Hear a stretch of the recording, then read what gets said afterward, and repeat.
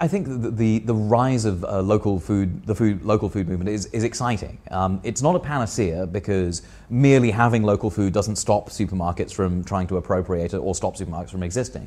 I think we need a sort of combination approach of certainly of shifting our consumption habits, but we're not going to change the world just by shopping.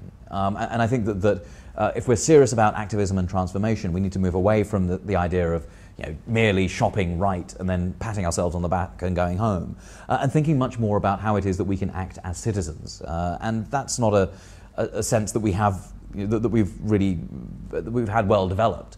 But I think we do need to be thinking about things like direct action against supermarkets, insisting that our governments get on board with substantive transformations around climate change.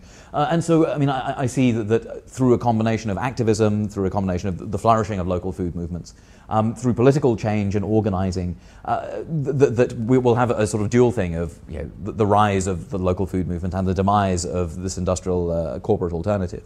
But there's no guarantees with any of these kinds of solutions. I mean, it's perfectly compatible for local produce still to exploit workers, for example.